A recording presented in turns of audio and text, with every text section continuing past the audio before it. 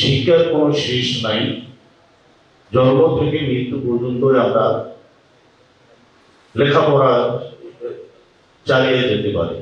যে আপনি যাতে সঠিক সময়ে মূল্য পান বা সঠিক জায়গায় বিক্রি করতে পারেন, এই চেইনগুলো ডেভেলপ করা, পাশাপাশি হলো যে আপনাদের যে সংকটগুলো আছে, সমস্যাগুলো আছে, সেটাকে আইডেন্টিফাই করে সেখানে কাজ করা এবং সচেতন করা।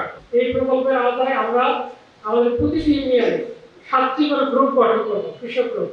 যে গ্রুপগুলোকে আমরা বলতেছি পিএফএস, পার্টনার ফিল্ড স্কুল। এইখানে এক একটা গ্রুপে 25 জন করে কৃষক থাকবে। সেই কৃষকদেরকে বিভিন্ন বিষয়ে প্রশিক্ষণ দেওয়া হবে। 18 কোটি মানুষের জন্য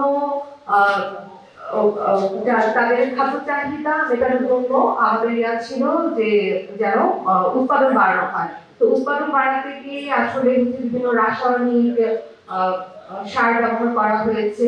উৎপাদন ঠিকই বেড়েছে, আমরা খাদ্য স্বয়ংসম্পূর্ণ হয়েছে, কিন্তু এই ধরনের খাবার আমাদের শরীরের স্বাস্থ্যের জন্য ঝুঁকিপূর্ণ। এই সুন্দর পৃথিবীতে আমি যদি আজকে এখানে যত শ্রোতা আছেন যদি বলি যে আগামীকাল কে মরতে চায়, হাত তোলেন। কেউ হাত তুলবেন?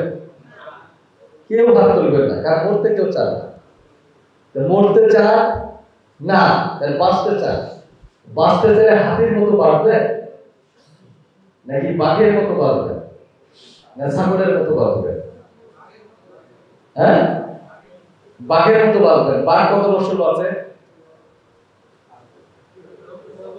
20 বছর। হাতি কত বছর বাঁচে? হাতি কত বছর বাঁচে? 100 বছর। তার কার মতো বাঁচতে হবে?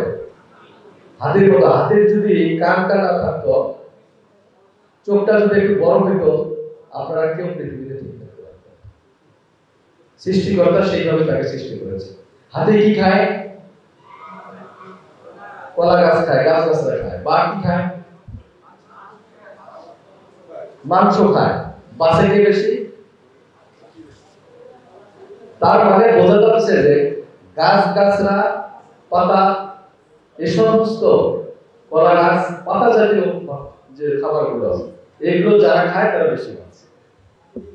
আমরা কি বেশি খাই? ভাত খাই। ভাত যে বেশি খাবে সে বাঁচবে কম। যে সবজি খাবে বেশি, যে ফল খাবে বেশি, যে বাদাম খাবে বেশি, পুষ্টিকর খাবার যে বেশি খাবে তারা বেশি দিন বাঁচবে। সেই হাতের মতো বাঁচবে।